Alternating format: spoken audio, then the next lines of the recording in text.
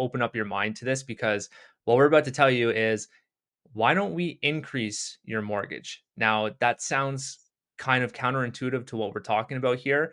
But if the end goal is to have your mortgage paid down and be mortgage free in a shorter amount of time, then why don't you consider buying a rental property?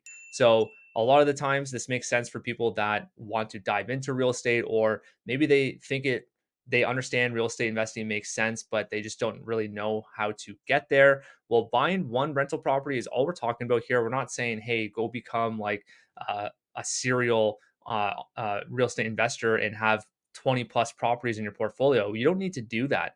All you need is one rental property. Hold on to that for 10 to 15 years, and you're going to build up this equity over time, which then allows you to use that equity to pay down that rental property mortgage, and of course yours as well, which is the end goal. So, one example that we can do here is that we can go over is, say you're borrowing $100,000 for a down payment. That's going to cost you in today's day and age probably around $500 to $600 a month for that $100,000. If you own that property, and let's just say it's $500,000 and you own that for 15 years, you're going to have a 5% appreciation on that, which is going to equal just over $1 million. Then once you sell that home, you're going to have that equity created, which is $788,000. You're going to subtract your initial down payment, which is that $100,000, which then equals $688,000 after 15 years. Yes, there's capital gains, but we also haven't taken into account any of the rent that we're accumulating from this, any of the cash flow that we have. So this is a super powerful way to pay on your own mortgage, because you have that 688K after you're free and clear from that property. When you sell it, then you can put that down towards your mortgage. Exactly. And this is kind of a strategy that sometimes it's easier to tease out for your unique scenario. So let's say you're a 40-year-old living in the GTA kind of area, you own your own home, you have a mortgage on it. We'll show you how to pull that capital out. You can buy in this market, or if you want to buy in a secondary market where you get some more bang for your buck, you can do it there.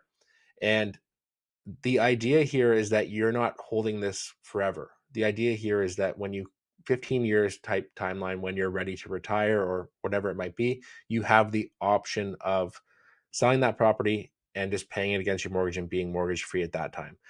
15 years in, you might realize the power of this strategy and say, you know what, I'm going to keep rolling with it. But Exactly. at least you have the luxury of that choice. If you don't make these kinds of decisions, the 15 years goes by, time flies, and you won't have that strategy and that option available to you. Yeah, and you might always pivot too. Like, my original thought with real estate investing was I was going to be that guy that had this like huge 50 plus property portfolio. But then I learned early on that, like, I don't really want to hold that many properties, because I'd rather just focus on the business that I'm building. And yes, I'm going to hold real estate. I do. I'm at the point where I probably don't want to really expand from it at 4 properties now. Maybe I'll get a fifth, but I would rather focus on the business and just have those assets sitting there. Everything's taken care of. It's appreciating over time. And you might be sitting there thinking, like, well, if you look at the market over the last year, we've had a down market. Yes, we have, but we're looking at 1 year. We're looking at a short time frame. We're talking about, like, let's look long term, because if you look at the history of real estate, it always goes up over the long period, over the long term.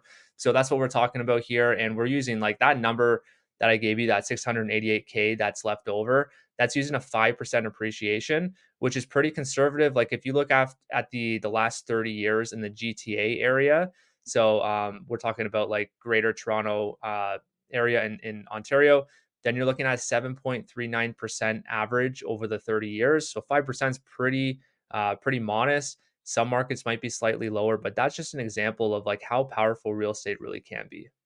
For sure. And you always have to have that like bird's eye zoom out view of things. It's the same as like the stock market. If you look at like the S&P 500 historically, if you looked over the last 2 years, you might be like, "Oh, it's so volatile." Okay, zoom out, look at it. Then all of a sudden the pandemic is just a blip like this. And it's the same thing with real estate. It's if you zoom out and you get that perspective, 1 or 2 bad years, they're going to happen. That's why these strategies, we're not saying do this and 6 months later, you're going to pay out your mortgage. We're saying do this and 15 years later, you have that option.